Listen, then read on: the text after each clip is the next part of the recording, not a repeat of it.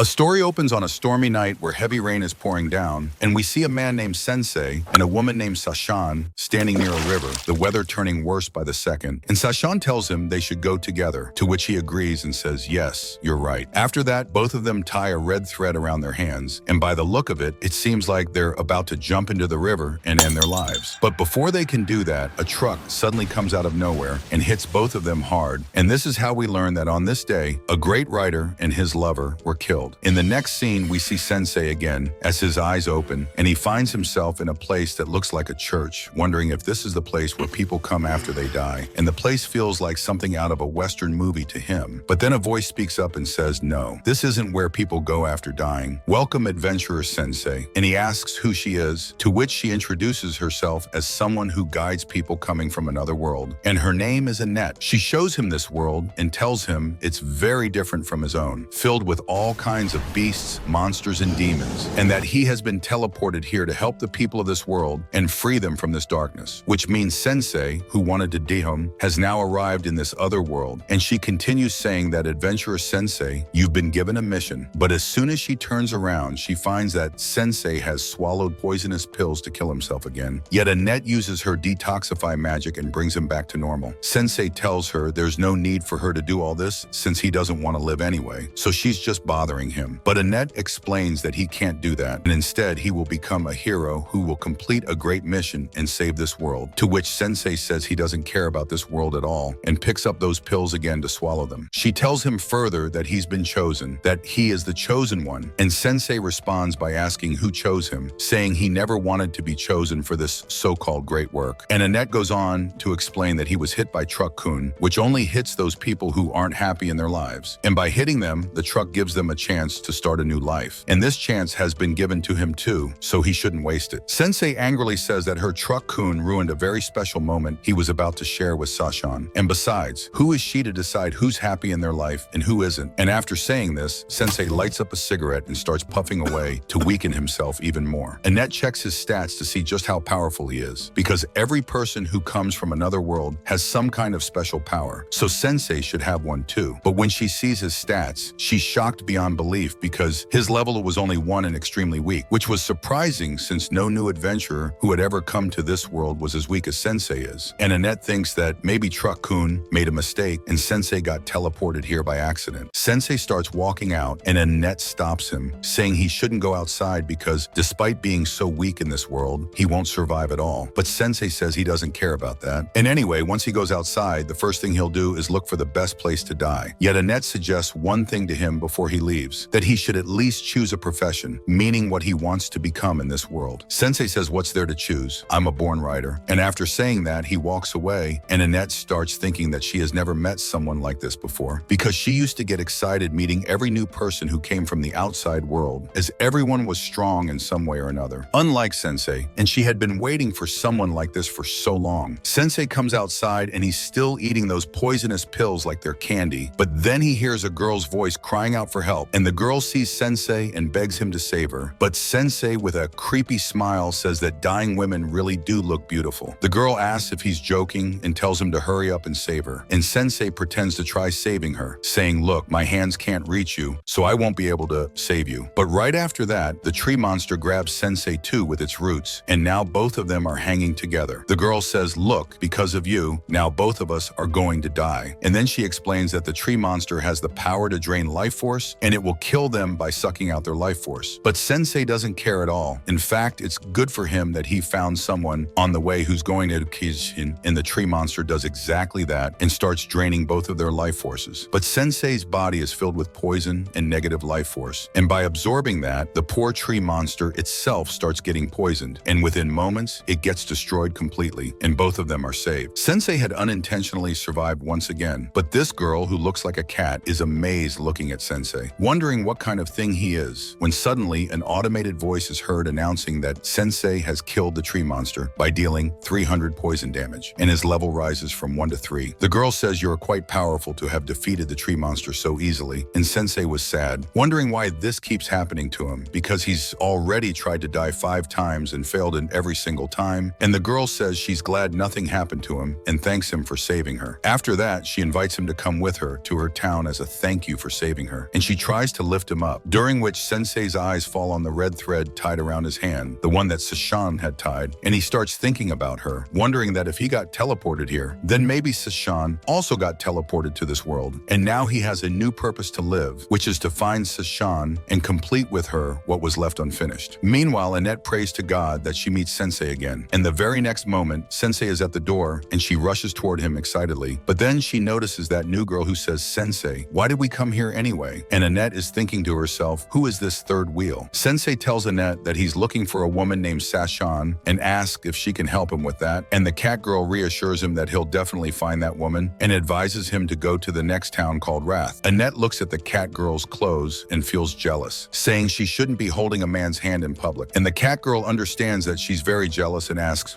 have you fallen in love with Sensei? To which Annette says, no, nothing like that. After that, the cat girl asks why Annette even came along, and Annette explains that Sense came here from another world and is extremely weak, but the cat girl refuses to believe the word weak because a weak man could never defeat a tree monster and save someone's life, which leaves Annette herself surprised and quietly jealous that Sense was the one who saved her. And meanwhile, Sense finds a coffin that perfectly matches his personality and calmly says that Annette's house was not meant for sleeping anyway, then casually wishes them good night and falls asleep inside it. While the cat girl tries to correct him by saying her name is not Tama, yet both Sense and Annette decide to call her Tama anyway, and in the next scene we see Tama and Annette working like exhausted laborers, dragging Sense along, which frustrates Tama as she tells Sense that he should walk on his own feet. But when there is no response at all, she grows uneasy and asks Annette if he might be dead, only for Annette to check his status and say that he is not dead, but has entered rest in peace mode. And finally, they reach a city where Tama wakes Sense, and he steps out of the coffin, looking around and remarking that this world is not as bad as he thought. And then Annette tells him they should go to the palace to meet the king and princess, and all three arrive at the royal palace, where King Thomas and his daughter, Princess Charlotte, welcome them warmly, with the king saying they must be tired from such a long journey and inviting them to stay the night at the palace. And Tama and Annette thank him, but the king adds a condition, explaining that he loves adventure stories and wants to hear a good one from Sense. And Sense, whose only adventure so far has been lying inside a coffin, calmly agrees and starts explaining what it feels like to sleep in a coffin, leaving the poor king shocked and confused, wondering if this man is trying to threaten him. And seeing the atmosphere turning awkward, Annette quickly changes the subject by praising Princess Charlotte's beauty, to which the king replies proudly that her wedding will be soon and that he would like their advice. And then he summons two suitors, Gomez, a brave warrior, and Otto, a man who loves playing music. And because monsters attack frequently and the king is growing old, he needs a suitable person to become king, protect the kingdom, and keep Charlotte safe from future dangers and demons. While Charlotte herself is unsure whom to choose and also wants the opinion of Sense and his companions. But Sense bluntly says he has no way of knowing what kind of husband she should have or who she should marry, because such a special decision should be made by Charlotte alone and not asked of adventurers who just arrived. And he even goes as far as telling the king that he is not worthy of the throne, which shocks everyone, forcing Tama and Annette to apologize repeatedly for Sense's rude behavior, explaining that he came from another world not long ago, and the king, after a pause, forgives him, while Sense walks out. And later that night, Sense stands awake, staring outside, as Annette tells him to sleep. But he replies that he has never been able to sleep properly, and then Annette shyly asks about Sashan, yet before he can answer, she notices a tail, realizing Tama is sleeping near Sense, which makes Annette angrily ask what she is doing there, and Tama casually replies that she felt cold, causing the two girls to start arguing, while Sense quietly steps outside, where he sees Charlotte enjoying the beautiful night view, with the moonlit lake looking breathtakingly calm, and Sense half-jokingly comments that it almost makes him want to drown himself in it. But then he shifts the focus to Charlotte's worries, and Charlotte explains that Gomez recently joined the army and is the bravest and strongest, so choosing him makes sense. Yet Otto is her childhood friend, whose music always comforted her whenever she felt low, and Sense tells her that it is good she cares about her father, but he himself never took advice from others on how to live his life, and she should also make her own decisions. And with that, he leaves. And the next day, the king gathers everyone again and announces that Charlotte has finally chosen whom she will marry, asking them to stay as witnesses. And when Charlotte appears, she unexpectedly chooses Sense as her husband, declaring that she wants to live and die with him. And then she explains that although Otto's music made her feel better in hard times, he is foolish and only worries about who will hear his next song, even playing background music at night. While Gomez, though strong, smells terrible, which leaves the king distraught distressed at the chaos unfolding, but Charlotte firmly declares that her life is her own. And at that moment, Gomez becomes furious about being called smelly, removes his mask, and reveals himself as a servant of the Dark Lord who planned to marry Charlotte, seize the kingdom, and offer it to his master. Though now that plan has failed, admitting he never imagined the princess would see through him, while Sense praises Charlotte's sharp judgment, only for her to say it was not cleverness at all, and that she truly did not know he was a Dark Lord's servant. She only said that because he really smells, and now, with no other option left, everyone must die, as Gomez begins destroying everything around him, and Tama confronts him, landing several kicks, yet none affect him, even failing to break his horns, while Otto, unbelievably, starts playing music in the middle of the chaos. And amid the destruction, Sense calmly makes a strange request to Gomez, asking the thick-headed cow to kill them first, so his luck would finally shine. And he holds Charlotte's hand, remembering his vow to die with her, while Gomez promises to deal with them and then wipe out the entire kingdom. But this feels wrong to Charlotte, and as Gomez charges at them with his horns, Charlotte suddenly realizes she does not want to die, because there would be no one left to protect the kingdom and its people, and she regrets choosing to die with Sense, crying out that she wants to live, protect her people, and face every future danger. And Sense understands her feelings and what she truly wants, so he pushes her aside just before impact. And at the last moment, Annette regains her senses and uses her magic to create a barrier and a light seed, causing Gomez's horns to break, and Tama seizes the chance to strike him with her wildcat strike, sending him flying out of the palace, after which Annette and Tama thank each other for saving their lives. And the king apologizes to his daughter and makes the right decision by handing over the kingdom to her, making Charlotte the new queen. And later, Annette and Tama once again drag Sense's coffin along, doubting whether making a 16-year-old queen was right, but Sense calmly says there is no need to worry because it was her own decision, adding that women who stand on their own feet are far more beautiful than dying women. And in the next scene, the three travel through a rocky area where Tama complains about being hungry, and their levels and powers are revealed, with Tama at level 15 with skills like Cat Punch, Cat Kick, and Wildcat Strike, Annette at level 19 with healing, detox, and seal abilities, and Sense at level 3 with no skills and poison in his body. And now they must reach the city of Guran, which is Tama's hometown, still a few days away. But before that, Annette wants to stop at the Jupiter Temple, because everyone who comes from another world teleports to one of 4 temples, and their journey will eventually end at the Dark Lord's castle. Yet since Sense's goal is not to defeat the Dark Lord, they must gather information from each temple, and she also does not want Sense to challenge the Dark Lord at all. And seeing how worried she is, Tama teases that she might be in love with Sense, then mentions the woman Sense talked about, Sashan, wondering if she could be his lover, but then quickly doubts it herself, saying it cannot be possible, as she recalls how Sense spoke, leaving the question quietly lingering as their journey continues. As their journey continues, Tama worries that since Annette left her job to travel with Sense, she might not even be allowed to enter the temple anymore. But Annette calmly says there is nothing to fear because she already sent her resignation through someone she knows. Yet when she suddenly sees that very acquaintance there, she is shocked, realizing the resignation letter was never delivered, and that creature is busy sucking Sense's blood, making Annette scold him harshly, forcing him to spit the resignation letter out of his mouth, which Sense finds oddly cute and casually names him Melos, a name the creature seems to like as well. And after that, Sense once again crawls back into his coffin to sleep. But suddenly, a massive dragon descends from the sky right in front of them, leaving Tama and Annette terrified, as Tama whispers that this is the strongest dragon in the world and wonders why it is here, when someone suddenly calls the dragon Ryu and speaks to it in a secret language, calming it instantly, which leaves Tama and Annette stunned, unable to understand how she controlled such a creature. And when they ask who she is, she warns them that her monsters roam this area and they must leave immediately, noticing the coffin and assuming someone is already dead, until Sense steps out and casually confirms he was just resting, after which Annette introduces him, saying he is a bit twisted, but a boy from another world. And the moment she hears otherworld, the woman snaps into kill mode, her aura turning hostile, as if people from the outside world are her sworn enemies, and she launches a powerful magic attack at Sense, Annette quickly creating a shield but failing to stop it completely, realizing they cannot face her strength. So both Annette and Tama stand in front of Sense to protect him, yet her aura is so overwhelming they can barely stand, her presence feeling eerily similar to the Dark Lord, making them understand why she is so powerful. And Sense tells them to step back, saying her hatred is only toward people from the other world, then calmly hands himself over to her, telling her she can do whatever she wants to him because he is ready to dare and she should not miss this chance. And as she turns to leave, she introduces herself as as Valdelia, an adventurer from another world, while Annette and Tama collapse unconscious after seeing Sense bleeding. But Sense somehow stands up again and approaches Valdelia, telling her that, like her, he once hated someone so deeply that he even sent threatening letters, and that he can see immense pain in her eyes, gently asking if he can know the reason. And this sudden concern completely breaks Valdelia's composure, forcing her to flee on her dragon, after which Sense collapses again. And Melos, who had been hiding behind a rock and watching everything, transforms into a carpet and carries all three of them to a temple, where the priest, Bishop Isha, turns out to be Annette's friend. And the next day we see Sense at a shop buying a bottle of poison, with the shopkeeper proudly explaining it is excellent for killing monsters. But Sense drinks it himself because his health had become far too good. And later, Annette thanks Isha for her help and asks if she knows a woman from another world named Sachan. But Isha says she has never heard that name and is actually angry with Annette for leaving her job for someone from another world, believing that people from the outside world are never good and always misuse the powers they gain here. When suddenly a rapper-like man named Kota appears, telling them not to fight and introducing himself, boasting about his unlimited money skills and offering to take them shopping, only to be chased away as a creep, which makes him swear revenge, claiming all people from the outside world are the same. Yet Annette insists Sense is different, even having no skills at all. And despite that, he saved them from the Dark Lord's servant, shocking Isha, who reveals that it is impossible because the Dark Lord was defeated by outsiders 7 days ago, leaving Annette stunned. And then we see a dragon imprisoned by outsiders, while a man sits on the Dark Lord's throne mocking it, saying its master will never return. As elsewhere, Valdelia stands on a cliff, staring at the Dark Lord's castle, and softly calls out to her father, revealing she is the Dark Lord's daughter, and that outsiders have taken over her father's castle. And back with Annette and Tama, they feel relieved knowing the Dark Lord has been defeated, believing peace has finally returned. Yet confusion creeps in as they wonder who Valdelia really was if the Dark Lord is dead, with Tama pointing out that Sense arrived in this world exactly 7 days ago, the same day the Dark Lord was defeated, which makes no sense. And Sense calmly says that as a writer, he feels like writing down everything that has happened in this world so far. And later, Annette and Tama decide to go shopping, hiding Sense inside a heavy armor that can deflect small magic attacks to keep him safe. But Isha later approaches Sense and warns him to stay away from Annette because her heart is too pure and she trusts people easily, suggesting he should leave her. Yet Sense replies that he never imprisoned her and she is with him by choice. When suddenly a man riding a wolf appears, introduced as Lord Suzuki, who publicly announces that the Dark Lord has fallen and peace has returned, making everyone celebrate. But then he declares that since outsiders risked their lives to save this world, they should now rule it, ordering the town to kneel, which terrifies everyone. And when Kota is spotted, Suzuki is angered by his disrespect toward outsiders and uses his skill to turn him into his pet. And when Tama tries to question what they did to Annette and attacks, Suzuki turns her into a pet as well. Until Aisha rushes out, chaos erupts. Suzuki declares he will use the church as his castle. People flee in panic. Tama rushes to Sense and begins removing his armor. But once the helmet comes off, she collapses unconscious, forcing Sense to hide her in a barrel. And noticing Isha, Sense learns that Suzuki was once a weak man when he first arrived, which excites Sense as he notes it down, fascinated by such people, deciding to head to the church where Suzuki is, with Aisha accompanying him despite warning him not to enter without a plan. But Sense simply pulls out a poison bottle, making Isha think he has a plan, only for him to drink it himself and walk straight in, shocking her. And inside, he tells Suzuki he is interested in his story and wants to write a novel about him, to which Suzuki agrees proudly. But Sense clarifies that he wants to write about a man blinded by excessive power, enraging Suzuki, who sends his beast to attack, while Isha fights them one by one, yet struggles against a wolf, giving Suzuki the chance to launch a magic attack, which is deflected at the last second by Melos. And when Suzuki summons his strongest wolf and it bites Sense's shoulder, the poison in Sense's body transfers and kills it, stunning everyone, allowing Kota to escape. And when Isha demands Suzuki's surrender, he instead summons Annette and orders her to attack, leaving Isha unable to fight her friend. And when Sense steps forward to talk to Annette, Suzuki mocks him, saying she is his pet and immune to words. Yet Sense stands before her and tells her she is not a caged bird, causing her to hesitate. And when Suzuki forcefully orders her to kill Sense, she instead stabs herself, breaking free from his control, shocking Suzuki as his overpowered skill becomes useless. And as Suzuki tries to kill himself, Sense stops him, saying his novel is not finished yet and demands to hear his story, which Suzuki begins, revealing he was bullied in school, treated like a pet, thought of dying countless times but lacked courage, until Truck-kun hit hit him, and he woke up before Isha in this world, gaining a pet ability. Yet even here, people treated him badly, and he questions how someone wronged so deeply can suddenly become a hero, admitting he is just weak and cowardly, after which Sense declares his novel complete, writing about a miserable man who was given a chance to live as a hero, but became neither hero nor villain due to his weakness. Then writes no loner allowed in another world, causing his notebook to emit blinding light as Suzuki disappears, leaving Aisha and Annette stunned by the impossible. And later Annette wonders if Sense was summoned to fight evil outsiders. As the pets return to normal and Tama recovers, with Isha admitting she was wrong about Sense and warning Annette that their future journey will be even more dangerous, while asking Sense if Suzuki would return to his world to suffer again. To which Sense replies that although his story ended here, how it continues in his own world is still in his hands. And elsewhere, Suzuki restarts life by taking a supermarket job, while in the Santek region's Grand Cathedral, Bishop Aisha meets another bishop named Wolf, whose racist remarks are shut down by the archbishop, followed by their senior ordering everyone to take their seats, and a new bishop arrives late, apologizing and introducing herself as Arya, the new bishop of the Arston Temple, and Annette's replacement, as each bishop reports peace in their regions, until Aisha reveals that an outsider named Suzuki destroyed half of Wolftown, prompting Cardinal Miller to state that the Pope wants teleportation shut down since the Dark Lord has fallen, and 7 new outsiders have taken his place, just as evil as him. And because Isha witnessed Sense's power, she suggests he could help fight outsiders by sending them back to their world, shocking everyone as they question whether such a power truly exists, while Aisha firmly confirms that it does. Soon after, their senior pope arrives and says that Isha's new friend could become a ray of hope for all of them, asking her to tell him more about Sense. While elsewhere, Annette and Tama keep dragging Sense until they reach the next town where they can rest. And nearby, they meet a boy named Nir, who introduces himself and says that if they need help, he can, for money, find a powerful companion to support them on their journey because that is his job, which immediately excites Tama, since at least she would no longer have to drag the coffin. And after some discussion, Annette agrees to pay him 40,000 Jerry, which he happily takes, promising that he will soon return with a brave warrior. Then they find a place to stay and wait for him, but the receptionist eventually tells them they have been scammed, making Annette and Tama panic because they already handed over the money. While Sense calmly says he felt something was off from the start because he could not see childhood innocence in Nir's eyes. And the receptionist explains that Nir is an orphan who survives by scamming people, with no one around to teach him right from wrong. And at the same time, we see Nir staring at his sword when suddenly several people kidnap him, steal all his belongings, and threaten to kill him, to which Nir desperately says that outsiders will come and save him, only for the attackers to reveal that they themselves are also outsiders, shocking him completely. And as one of them pulls out his ultimate weapon to finish him off, Sense suddenly appears and interrupts, causing an arrow to strike one of the attackers instead. And when they try to kill Sense, he calmly tells them that if they want to kill him, they should do it properly by aiming straight for his heart, which confuses them further when another attacker realizes Sense is also from the outside world. And seeing how fearless and oddly excited he is, they panic, grab their wounded companion, and flee. After which Nir thanks Sense for saving his life, and the next day the group prepares to leave for Guran town, Tama's hometown. But before they depart, Annette asks Sense where he was the previous night, and he casually replies that he had a lot of fun, which makes Annette immediately think he might have been with another woman and burst into tears, only for Nir's voice to interrupt from behind, prompting Tama to demand their money back. And Nir explains that he did not lie, saying they wanted a brave warrior to travel with them, and that is why he himself will join their journey, officially becoming part of the party. And after a long walk, Tama hands Nir the rope and tells him to pull the coffin, and soon they see Tama's hometown in the distance. But upon arrival, the guards capture all of them, and later we see Sense, Annette, and Nir imprisoned, while Tama is taken away separately, with no one understanding why they were arrested, though Nir guesses that Tama must have stolen the king's treasure, which Annette firmly denies, insisting Tama would never do such a thing. And Nir tries to break them out by unlocking the cell, astonishing Annette with his skill and making her wonder whether he joined them as a brave warrior or as a master thief with years of experience. But their escape plan fails miserably, and soldiers capture them again, bringing them before King Siberian, who accuses them of kidnapping his daughter and sentences them to execution. And while everyone except Sense is terrified, they are all confused about when they supposedly kidnapped the princess until the princess herself appears, revealed to be none other than Tama, whose real name is Matilda, leaving Nir and Annette completely stunned as Tama explains to her father that she was never kidnapped and was only traveling the world to improve her martial arts skills, demanding that the three be released, which the king agrees to on the condition that Tama Tama promises to behave like a proper princess and obey him. And after looking at her companions, she accepts, then apologizes to them and says their journey together must end here. And later we see Sense, Annette, and Near at a restaurant where a waitress approaches and asks if they know Princess Matilda, introducing herself as Phone and explaining she once worked in Matilda's palace. And Sense becomes interested in writing Tama's story because the first time he met her, she was nearly killed by a tree monster. And now she is imprisoned in her own palace because of her father. So he asks Phone to tell him everything she knows about Tama's past. While elsewhere, Tama laughs to herself, remembering the shocked faces of Annette and Near when they learned the truth, noticing that Sense alone was unfazed. And as she looks outside her window, she spots someone standing atop a building, a man named Kai Vara, whom her father confronts with his soldiers, and Kai Vara introduces himself as one of the 7 outsiders who defeated the Dark Lord, known as the Fallen Angel of Gluttony, declaring that he has come to take control of this nation and devour a demi-human, specifically a female, bluntly stating he wants to eat the princess, prompting the king to order an attack, only for Kai Vara to consume all the soldiers using his ability. And when the king confronts him with Wildcat Palm, it has no effect, as Kai Vara mockingly says he already ate plenty of golems for breakfast, rendering the attack useless, enraging the king, who charges a powerful strike and swears there will be no mercy, while Kai Vara prepares his own skill. But before either can strike, Tama arrives and recognizes him as the man she saw earlier, offering to help her father, only for the king to stop her, saying she can never replace Leon. And Phone reveals that Tama had a twin brother named Leon, the rightful heir, who died 10 years ago during a storm, leaving the king broken by grief. And Tama cut her hair and trained in martial arts to ease her father's pain and protect the throne. Yet he never believed in her, still thinking she should not fight. And in the present, Tama steps forward to help, but the king insists her martial arts are useless, though she refuses to accept that and attacks Kai Vara, only to be caught off guard and nearly eaten, until the king saves her at the cost of losing an arm, as Kai Vara mockingly apologizes for wanting to taste her, enraging Tama as she charges again. But suddenly, the king's advisor Bayard intervenes and pulls her away, bringing her to the others and reporting that the king has been captured. And soon, Kai Vara announces himself as the new king, declaring women as his favorite dish and threatening to eat any man who objects, proving it by devouring a rebelling citizen, causing panic as he declares escape impossible due to monsters guarding every exit. And in a dream, Tama sees her mother encouraging her to follow her true path, waking up determined to save her father, though Bayard tries to stop her, and she insists she must face Kai Vara for the people and for her late brother Leon, while Annette urges her not to act rashly, reminding her how much the people love her family and that she is now their only hope. After which, Sense gathers Annette, Near, and Melos and heads to the gatekeeper, openly saying he wants King Kai Vara to eat him and that it would make him happy, confusing the monsters, who wonder if something is wrong with his mind, and they are sent to a waiting room, while Bayard later discovers Tama has escaped and Kai Vara grows hungry, deciding what demi-human to eat next, when gatekeepers inform him of Sense's request, only for Tama to arrive and kill the gatekeepers. And as flashbacks show the king training Leon and rejecting Tama's wish to join, the present returns with the king again denying Tama's strength until Kai Vara strikes her with the same lightning attack her father once used, severely injuring her, shocking her as he explains that he absorbs the powers of anyone he eats. While elsewhere, Sense escapes prison with Near's help and snoops around the late queen's room, ignoring Annette's protest, clearly moving toward the inevitable clash. Annette and Near try to stop Sense, telling him that he cannot illegally snoop around inside the king's palace like this. Yet despite their warnings, he finds a locked drawer and, using Near's arrow skill, manages to open it with a small spark of excitement, discovering a notebook inside, while at the same time Kai Vara mercilessly attacks Tama with powerful moves like Tiger Kick and Lion's Blade, leaving her badly injured as he mocks her by repeating her father's words that her martial arts are useless. And as Tama struggles, she remembers her brother Leon training in the forest, recalling how she once asked him why he trained so hard, even though he did not like martial arts. And Leon had calmly replied that because of that, he needed to work harder than anyone else so he could become strong like their father and protect their mother, her, and the entire kingdom. And as this memory fades, the king orders Tama to retreat, warning that Kai Vara is far too powerful. But Tama refuses to step back because she believes Leon would have done the same, while Kai Vara's excitement to devour her grows at the same pace as her determination to defeat him. And he begins explaining his past, revealing that he came from a wealthy family where he always had more than enough food, tasting something new every day until his hunger slowly disappeared and normal food became boring, pushing him to the point where he tried to eat his maid and killed her, though he was stopped before satisfying that desire. And later, when he killed revealed a poor man eating instant noodles by the roadside, Truck-kun struck him, sending him to this world where he could finally eat everything he desired. And now he leaps toward Tama to devour her, but suddenly Sense steps between them and bluntly says that Kaivara's story is so boring it makes his ears bleed, enraging Kaivara as he tries to eat Sense but fails for the first time ever, because his instincts refuse to consume someone so deeply depressed. And at that moment, Annette and Near arrive from behind and demand his surrender, with Annette saying Sense will send him back to his world, yet Sense refuses, explaining he does not want to write a novel about Kaivara, which wounds Kaivara's ego deeply, and instead Sense writes Tama's story, handing her the novel and telling her to open it, triggering the same phenomenon that happened with Suzuki, leaving Annette and Near stunned as they realize Sense's power works on people of this world as well. And Sense explains Tama's story aloud, describing her as a princess who tried to become her father's lost hope after losing her brother and mother, then reminds her of her mother's words, telling her to do what she truly loves, while Tama admits she is afraid because her father dislikes her doing things meant for men, and Sense tells her that the choice is hers alone, whether she wants to become an ideal princess for her father, an ideal prince in her brother's place, or something entirely different. And at that instant, a divine beast crest begins glowing on Tama's hand, shocking the king as he recognizes it as a mark given only to special people, something Leon once knew about and wanted to tell him, though Tama had tried to hide it, and the king admits he knew of it since her childhood, but never taught her how to use its power. Regretting it deeply now, and fueled by her awakening power, Tama attacks Kaivara again, while he remains confident she cannot harm him. But she distracts him using Carry Destruction and Cat Headbutt before unleashing the Divine Beast Feast ultimate technique, King Fang, which sends Kaivara flying out of this world in a single strike, after which the crest fades and Tama collapses unconscious, with Annette healing her wounds and Sense returning the Queen's diary to the king, who questions why Sense read it without permission, to which Sense casually replies that he is ready to be executed for his disrespect, though the king refuses, and his advisor explains that Princess Matilda's powers have awakened and reaching this level is extraordinary. Yet the King Fang attack was incomplete, meaning she still cannot use her powers at full potential, and suddenly Kaivara revives, remembering that he consumed the Dark Lord's flesh after his defeat, preparing to kill everyone again. But at that very moment, Valdelia, the Dark Lord's daughter, appears and slices his neck, ignoring his rambling praise about how tasty her father's flesh was, and Sense watches calmly, satisfied that another killer has fallen, prompting Valdelia to warn him to stay away, or she will not miss next time before leaving on her dragon, while Sense becomes interested in writing her story as well. And through Phone and Annette's conversation, it is revealed that Tama wishes to stay behind and protect the nation with her father. And when the king meets Tama, he tells her she no longer needs to prove anything and urges her to live her life before returning someday, thanking him and leaving, while Sense mocks Near for dragging his feet like a turtle and tells him to walk properly if he dislikes it, only for Tama to suddenly return from behind and rejoin the party. And together they reach the next town, centered around a massive world tree, where Annette explains that the people here are kind and live close to nature, yet upon entering they are shocked to find a casino filled with gamblers and drunks, completely opposite of what they imagine. And the elder reveals that this place used to be peaceful before gamblers and alcoholics built the casino, attracting outsiders, causing the world tree's leaves to wither and die. And if nothing is done, the sacred tree will perish. So he asks for help, but Sense has run out of poison pills and needs more, when another outsider appears, putting everyone on guard, though he claims he does not want harm to come to the world tree and is willing to help. And Annette notices Sense is missing, while Sense is elsewhere searching for strong drinks to ruin his kidneys, meeting a beautiful woman who praises his looks and takes him to her bar, giving him drinks and asking him to watch her dance, while Annette worries until Sense returns with the woman, who soon leaves, and the elder warns that she is dangerous, controlling people with alcohol and dance, and often called a witch, agreeing with Yamata that she too must be punished. And the next morning, Sense heads toward her bar at sunrise despite Annette trying to stop him, with Yamata suspecting Sense is under her spell, and Sense thanks her for last night's dance and drinks, to which she warns him to stay away because she will ruin him, and he replies that he wants to be ruined, and she advises him to pray to the world tree since its angel listens to prayers. But Sense notices sadness in her eyes and tells her she might need prayer as well. And soon the casino owner arrives with his lackeys, discussing business expansion and planning to addict locals to gambling and alcohol, angering the woman who reveals she bribed the boss to keep the town safe, though now he wants more profit and orders his henchman Sabu to kidnap locals, pushing her aside when she resists, only to find Yamata destroying the casino outside, defeating everyone in one attack and forcing the boss to flee. With the elder thanking Yamata for freeing the town, while the woman thanks him as well, though Yamata coldly says everyone knows she worked with the boss, and the townspeople insult her, calling her a witch and throwing stones, until Sense steps in and tells them she protected them, preventing addiction long ago. Yet they refuse to listen, and she leaves the town, leaving Yamata questioning whether he did the right thing, as Sense replies that the one who truly saved the town was driven out. And when the elder asks Yamata for another favor to eliminate addicts selling world tree leaves for profit, Yamata realizes the people want to repeat the same mistake, even offering him protection and profit, making him understand his error. And as the group moves on, Nier notices the world tree shedding leaves until it dries completely, causing panic, when an angel appears before Sense, revealed to be the world tree spirit, blessing him after seeing the pain in his eyes, and his empty pill bottle refills itself with unlimited pills. And later they take a shortcut toward the next temple, trapped under burning heat, with Sense begging the blazing sun to kill him, while Nier remains calm, explaining he is native to this land and that traveling by day is safer than facing bandits at night, only for riders to appear demanding toll tax at the border, pushing Annette and Tama into fight mode as they beat them one by one until Toru collapses like an omelet. And when another rider targets Nier, threatening to pierce him with a scorpion sting, Sense asks him to do the same to himself instead, accepting the sting to his heart, killing the scorpion with his poison, enraging Toru as wolves howl in the distance, forcing the riders to retreat while Nier apologizes, stunned by what he has just witnessed. Sense tells Nier that instead of blaming himself for freezing up, he should remember that everything has its time, and he truly believes Nier will use his sword at the right moment. Then Tama and Annette ask Nier for help guiding them because he knows this area well, so he leads them to a small house that turns out to be an orphanage, where several children recognize him since he once lived there. And soon the caretaker arrives, happily surprised to see Nier again, as they all go inside and find plenty of food, with the caretaker explaining that someone leaves food there every night. But soon they hear wolves howling again, which keeps everyone on alert. And later that night, after everyone falls asleep, Sense goes outside to investigate the wolf, while Nier wakes up and sees a shadow by the window. Frightened by the wolf stories, he grabs his sword and nervously steps outside, where he meets the same unknown man who leaves food for the children. And Nier realizes this man is the reason the kids can eat their fill. And the man introduces himself as Sito and asks why he has never seen Nier before, to which Nier replies that long ago he left the orphanage to become a brave warrior and go on adventures. And Sato leaves him a basket of fruits before going, but by morning Nier invites him to stay for breakfast, though Sato refuses, saying he is already happy doing this much for the children. Then Sato shows him an oasis and fruit trees and brings back even more fruit, making Tama and Annette notice how genuinely happy Nier looks. But suddenly the caretaker rushes in, saying that Net, one of the children, has been kidnapped, and when they rush outside they see Toru seeking revenge. And once again Nier cannot draw his sword until Sato pulls him aside, and Nier is furious at himself for acting like a coward instead of fighting evil people. While Sato sympathizes, and suddenly memories flash before him, and he admits that something similar happened to him too, that in his original world he had no powers and could not save someone dear to him, and he does not want Nier to lose anyone. Then Sato begins transforming into a wolf, revealing he is the very wolf of this area, while Sense stands nearby finishing Sato's novel, and Sato defeats the riders one by one, forcing Toru to flee and abandon Net. But Sato refuses to let him escape until Nier steps in front of him for the first time, drawing his sword against Sato and telling him he is a good person who has already saved Net and must stop now. And though Sato is out of control and attacks Nier, Nier drops his sword and Sato halts, regaining his senses and apologizing. Then Sato shares his story of losing his parents early and living a lonely life until a boy who often helped him showed him kindness for the first time. But when he tried to save that boy, he failed, and Sense bluntly tells him he is lying, that it was not just his injured legs, but his lack of courage that stopped him, making Nier angry. Yet Sato accepts the truth and tells Nier that one day he will surely become a brave warrior. And then Sense's notebook glows again as its pages surround Sato, with Sense acknowledging that despite his mistakes, Sato also did many good things like killing monsters and demons to protect the orphanage and bringing food for the children. And the children say goodbye as Sato is teleported away, waking up in his original world at the exact place where Truck-kun hit him, helped up by the same boy, bringing tears to his eyes. While elsewhere in a castle, a bartender informs a mysterious woman, likely Sashin, one of the fallen angels, that Kai Vara has been defeated in Guran, and that Sangokoku, another fallen angel, is struggling against the dwarves in the desert, where Yasha and Wolf are present fighting for the dwarf kingdom, with Wolf still drinking even during battle until Yasha scolds him and asks for help, and Wolf traps the enemy mage squad God in a tornado, forcing the army to retreat, while Isha notices Sense inside the tornado. And elsewhere, King Doran blames the church and the Pope for summoning so many outsiders who now spread chaos. Though Wolf explains they never expected outsiders to replace the Demon Lord after defeating him, and Annette is also present as Yasha asks about her condition, to which Sense replies that unfortunately she survived, but her beloved coffin broke, prompting Annette to demand a new coffin. And then Wolf arrives, locking eyes with female Melos and making Melos fall in love instantly, while Sense thanks Wolf for giving him a near-death experience. And Wolf and Yasha explain the ongoing war caused by a fallen angel named Sangokoku, though Tama claims she already defeated a fallen angel named Kaivara, making Wolf dismiss it as impossible unless he was weak. But Tama insists their party is strong, and Sense even has the power to send outsiders back, which Wolf admits he knows from Isha, but doubts Sense can match his magic. Though the Pope is interested in Sense's power, yet Wolf believes they do not need Sense to defeat fallen angels, with Yasha explaining that Wolf is the strongest mage in this world and has the potential to defeat them, while elsewhere, Sangokoku returns, planning to continue the war until the bartender suggests sending someone else and chooses the fallen angel of greed. And later, Sense notices Melos staring sadly and explains that what he feels is one-sided love and advises him to feel the pain and still be happy, which Melos dislikes. So Sense agrees to help him, and soon they spot female Melos surrounded by girls with Wolf nearby, leading Sense to follow him to a small house where Wolf knocks and says it is him, promising to return after the war, making Sense realize he came to meet his lover and quietly give privacy. And the next day, King Doran leads his army again, and initially their side is strong until Isha spots a dark dragon of the Demon Lord. But Wolf remains confident, saying he has slain many dragons before, yet just as he attacks, he notices the rider is not Sangokoku, but the fallen angel of greed, freezing him in place. And Isha's magic fails against greed, who spares her and declares Wolf her master before abducting him, forcing Isha to order a retreat. And later at the round table, Isha explains that greed took Wolf southwest toward the Drighton Temple, while Rand grows frustrated because losing Wolf weakens them. And Sense shows Melos that female Melos is suffering and says the only way to make her happy is to find her master Wolf. So they head to the small house and knock, with Sense planning to question the woman inside. But the door unexpectedly opens to reveal an old woman, shocking him. While elsewhere, greed brings Wolf to the Drighton Temple where he calls her Yuriko. And Asha explains Yuriko was once Wolf's student whom he trained before suddenly abandoning her and falling into drinking. And now the most important task is rescuing Wolf. So she asks Doran for soldiers, but he refuses due to shortage, prompting Tama to volunteer along with Annette, Near, and Sense, who then appears carrying the same old woman in his arms, sending Annette's blood pressure soaring again. And by the next day, they prepare to head southwest, though Sense had requested something from Doran that was not yet ready, and Doran begins explaining that the thing Sense asked for. Before leaving, Doran explains that the request Sense made is very unusual, which is why it will take time to prepare. And just then Toru suddenly falls at Near's feet, admitting that if Near had not been the boss, his life would already be over, promising that from now on he will take care of the orphanage, which makes Near genuinely happy. And Toru offers his help by using his skill to transform a tiger into a van so everyone can ride together, though he refuses to let Sense get in and angrily tells him to stay away because he is bad luck and killed his precious scorpion. And as the van drives off, Tama and Annette shout for it to turn back, but Toru refuses, while the old woman calmly tells Sense that she will also go with him to find Wolf. And Sense agrees without hesitation, and soon they arrive at the Drighton Temple where Yuriko had injured all the priests, realizing Wolf and Yuriko must be inside. And upon entering, they find Wolf bound in chains, begging Yuriko to release him. When she introduces herself as Yuriko, a girl summoned from another world who was trained by Wolf and is now the fallen angel of greed, making it clear she will not be easy to defeat, and she immediately summons skeletons that attack them endlessly, forcing Tama, Annette, and the others to destroy them one by one while they keep coming. And Yasha asks what pushed her into becoming evil, to which Yuriko explains that after she was summoned, Wolf trained her to use her power fully and defeat the Demon Lord. Everything went well until another girl named Hikari was summoned to the temple, after which Wolf stopped focusing on Yuriko and began training Hikari instead, treating her as the true prodigy meant to defeat the Demon Lord. And that jealousy unlocked Yuriko's power completely, driving her to kill Hikari with her own hands. And now she intends to do the same to them, as Wolf desperately tells everyone to run. But Sense makes a dramatic entrance riding the vehicle he requested from Doran and asks Melos to bring the old woman forward, shocking Yuriko when she realizes the old woman is Hikari herself. And Sense calmly says he has already written everything about her younger sister and now only Yuriko's part remains, stunning everyone as they realize the two are sisters. And Hikari desperately tries to stop Yuriko, telling her she is not like this and does not need to keep going. But Yuriko screams that she hates her, blaming her for stealing her life, her freedom, her school days, and even this world from her. And as Yuriko tries to kill Hikari, Sense steps in and asks her to tell him her story for his novel, angering Yuriko, who attacks him, only for Wolf to shield Sense and take the blow, causing half his body to rapidly age. And Sense scolds him for trying to be a hero in a story where he has no role, then moves toward Yuriko as her skeletons wound him. Yet he tells her he is a writer and she can say everything she truly feels. And Yuriko finally opens up, revealing how Hikari was often sick and Yuriko had to care for her in their father's absence. How their father always focused on Hikari, making Yuriko feel abandoned, watching other girls go to school from the window, until one day she wore a school uniform outside and was slapped by her father for worsening Hikari's condition, causing her to run away and be hit by a truck and summoned to this world, where she once again hurt her sister, calling herself greedy and a bad sister. But Sense gently tells her that wanting attention is not greed, and Hikari hugs Yuriko, apologizing for everything she endured, while Sense explains why Hikari was summoned too, how Yuriko's disappearance left her lonely and broken until she lost her will to live and encountered the truck as well, making Yuriko break down in tears as she realizes how wrong she was. And Wolf also regrets his choices, admitting he could have stopped this when Hikari arrived and Yuriko was happy to see her healthy, but chose poorly, and now Sense completes his role as his notebook shines and teleportation begins, with Wolf realizing this is the power Isha spoke of, as Yuriko's skill fades and everyone recovers, and Yuriko apologizes before both sisters return to their original world, while the dwarves regain victory, and Miller informs the Pope that Sense sent the fallen angel of greed back, making the Pope rejoice at finally finding a savior. But just as peace seems close, the fallen angel of misery, Sangokoku, appears, forcing Wolf to step forward and use tornado magic that fails against his armor. Toru attacks from behind with no effect. Tama uses King Fang, which Sangokoku blocks easily, praising her potential but saying she lacks experience. And as he prepares to strike, Nier finally draws his sword at the perfect moment, shattering Sangokoku's blade, impressing him enough to retreat after telling Nier to keep training. And with victory secured, Doran throws a grand celebration, while elsewhere Sachin approaches the castle, and Sense encourages Melos that saving Wolf might earn him a chance, though the female Melos only laughs at his flowers. And as they walk, Sense finally spots Sachin and feels sure they can complete what was left unfinished, choosing a high window to jump from. But Sachin pulls her hand away, telling him his eyes have changed and now hold a will to live, meaning he is no longer the Sense she knew. And though he insists he is the same, Melos, Tama, Annette, and Nier arrive, making Sachin realize he has found something better than death in this world before leaving. And the others finally understand she was the one he searched for. And the next day they visit a mechanic to modify Sense's bike, where he casually swallows all his poison pills with no effect since the poison simply stores in his body, while Nier's sword is praised as great but beyond his current ability. And chaos erupts when the mechanic steals Sense's vehicle with the coffin attached, causing everyone to chase him, while elsewhere Sachin returns to the round table that's smiling as the bartender notes only 5 of the 7 remain, and she declares that Sense's power is dangerously overpowered against them, and she is the perfect opponent, earning approval. And meanwhile, Annette, Tama, and Nier arrive at another town where a villager explains this is where the hero once fought the demon lord, though the statue looks like the hero fled in fear, which they learn was caused by a strange man on a Hayabusa passing through. Realizing Sense went this way, leading to a tunnel with 3 fairy trials, and Sense casually lies in his coffin as spirits appear to test his strength, intelligence, and spirit, all bypassed by his Hayabusa, allowing him to reach the forbidden fairyland where the fairy queen Overall welcomes him, recognizes Ash's blessing, advises him to bring peace, listens to his story with Sachin, comforts him with the promise they will reunite, gives him a whistle for fairy aid, and watches him repair the ruined hero statue by summoning Solu, as the Pope hopes Sense will bring peace while the bartender believes he will bring destruction. And with that, this anime comes to an end.